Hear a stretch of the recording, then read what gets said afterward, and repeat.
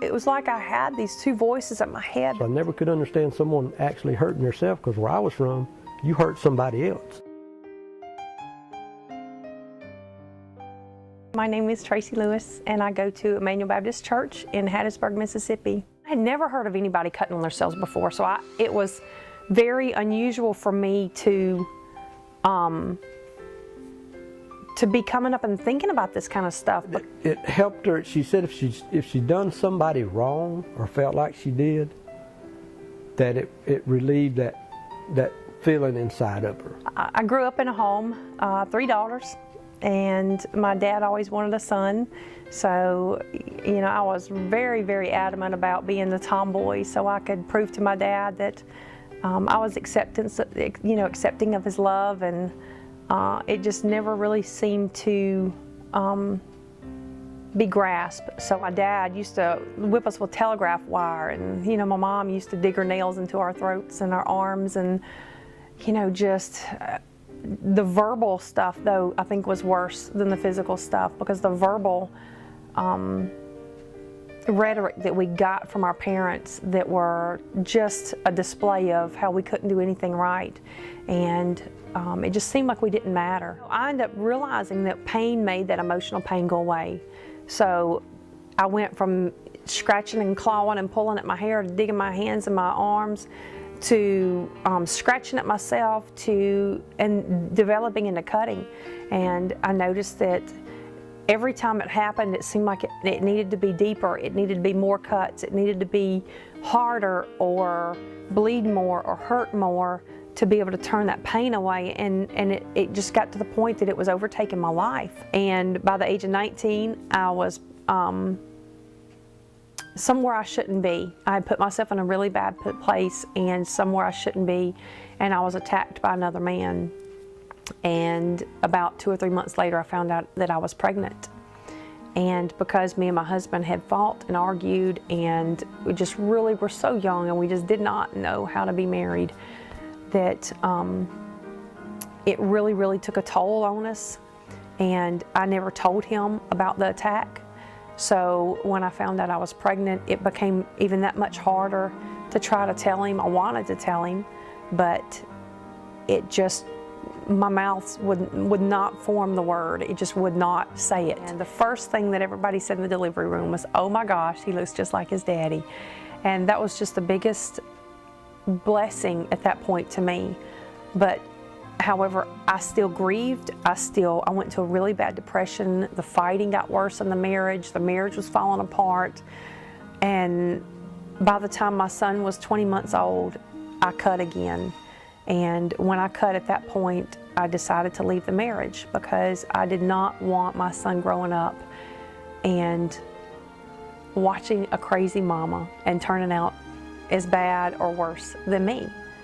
So I left one night, and I left my son there, and with the understanding that, I would see him, anytime I wanted to. Then life hit, and reality hit in the face of a divorce, and got to the point I didn't see him much, and I wept and I wept and I cried, and because I felt like such a failure, I started cutting even worse. And the more I cut, the more guilty I felt, and the worse the cycle got, and it just repeated and repeated and repeated, and I just felt like I was in a whirlwind. It was like I was in a tornado and just couldn't get out of it. I didn't know which way to make myself stop. And it finally got so bad at one point. I had wrecked my car, I was homeless, I was walking across town, all across town to try to go to my job, and but I had gotten so dark and so depressed and so hopeless that I literally walked out in the middle of a road in the middle of the night, and I just laid face down in the road, and I just prayed and prayed for God to send a car to run me over. And I lay there for the longest time, and no car came, and I was so angry with God. So I got up on my knees, and I was just screaming to God, "Why have I messed up so bad that you don't even want me in heaven with you? Do you think I'm going to mess heaven up? What is wrong with me that you won't even take me home. Don't you know everybody will be so much better off? Everybody will be so much happier with me not in their lives. I'm just a disappointment to everybody. I've been a failure as a mom. I've been a failure as a wife. I've been a failure as a daughter. I've been a failure as a friend. I'm miserable and I'm a failure. Please take me. And God didn't. But when I first met her, she had a lot of anger in her. You know, she had a lot of revenge to get back at certain people that hurt her along the way, you know. During that time, she was cutting on herself. I couldn't understand that. It really messed with my head. Why would you cut a cut that long across your leg, that wide, you know, just to relieve pain or anger or something? I couldn't understand that. Then I started getting in Scripture and learning how God felt about me. And that was something I had never been told before, was how God felt about me and how beautiful God thought I was. And I could see Tracy slowly changing as we got in the church. You know, she wanted to go to a manual. I didn't know how good that was going to work.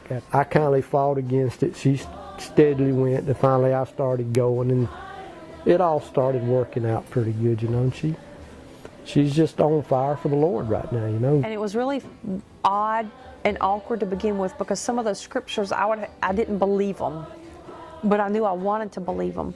So I would read them almost through gritted teeth, you know, and I would just have to read it over and over and over again. And then over time, I got to where I was reading them normal. And then next thing you know, I was reading them and believing them. And it was like a salve that God was just smoothing onto my spirit. I think the Lord has changed a bunch, you know. He has taken a lot of the pain out of it, you know. But it's also gave her the heart to go out and help others that's feeling the same pain. I get approached a lot by people, and each one is different, because sometimes what has been the catalyst to cause them to hurt, the cutting is not the issue. It's the pain that's driving them to that. If you can find that one special thing, you look them in the eye, you tell them how precious they are, maybe compliment them, tell them how beautiful they are. Be prayed up and discerning. So if God speaks a word to you to speak over them, you can speak that to them. Slow down and listen to what the child has to say. Start understanding why that child feels like that. You know, there's a reason there. And you got to find it.